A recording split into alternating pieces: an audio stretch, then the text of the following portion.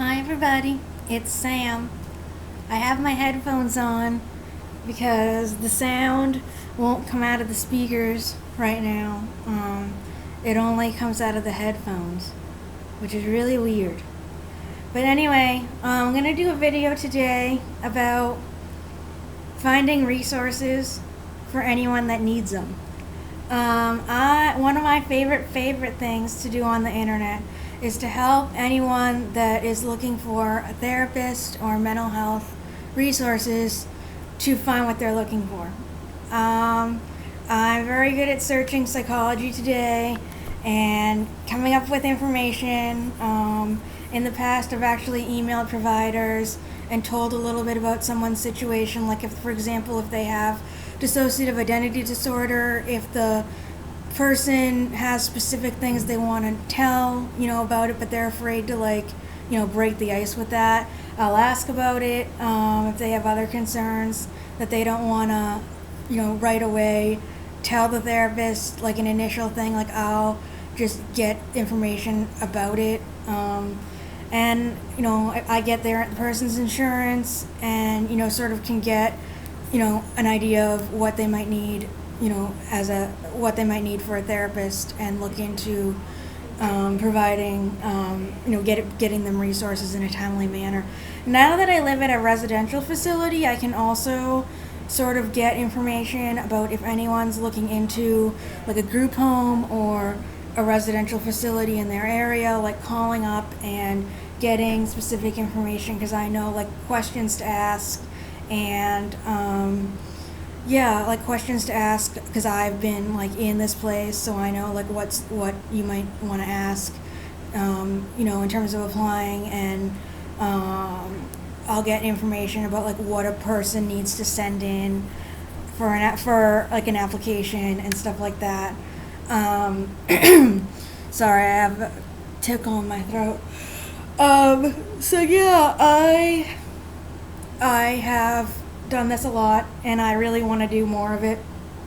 I want to get help have people, sort of come to me with any requests for looking up whatever resources in their town, whether it's something for case management or like disability resources, to sort of be the one that looks into it and tells you what's out there, and then sort of maybe gets the number of who you actually need to talk to, because sometimes they give you a main number that's for like, this is for mental health access for the whole city, and you call that number and you get bounced around for 2 hours, looking for what you might need, and you might not ever get it. So I could be the person that calls and maybe gets the direct number of what it is that you need, besides that, I obviously can't pretend to be like you, but if you give the information of your town and your insurance and stuff, I could help out, and so you don't have to deal with looking for all these names and numbers. You could just have the information in front of you, and same thing if you're looking into group homes and stuff. I could tell you what the basic things are that you're going to need, and what you need signed by your doctor or something. I could let you know that information, so that you're not sitting and on the phone forever, trying to do this stuff.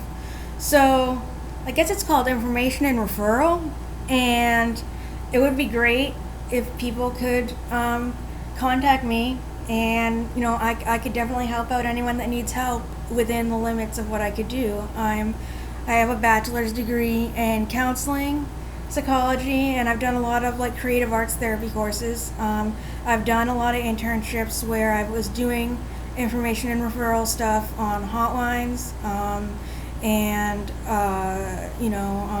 making appointments for people at the center that I was doing an internship at once. I did also call different therapists to talk about their experience with GLBTQ stuff, because it was a GLBTQ domestic violence place.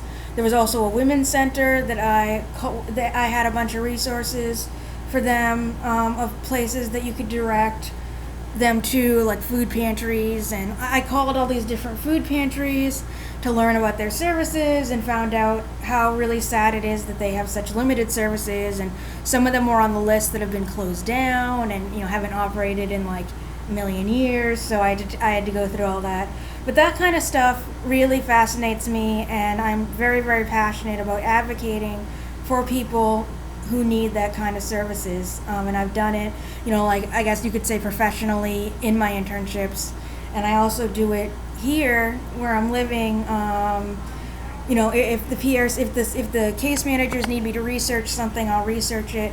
I have sat in on a couple interviews what the clinical director has done with prospective caseworkers, as well as a prospective psychosocial activities aide, so as an aide.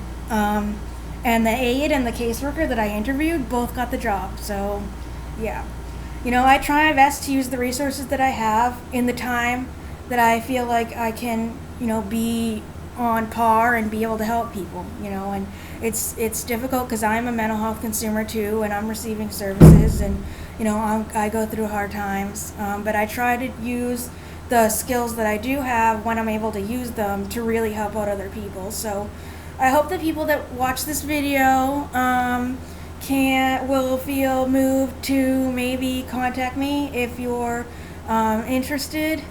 I have recommendations in a way of like friends that I've helped in the past, and and things like that. So I'm not just some weirdo. So I will post this on YouTube and on Twitter and on my blog, and hopefully hear from some people. So yeah, I look forward to hearing from people that might need some help. All right, I'll talk to you later. Bye.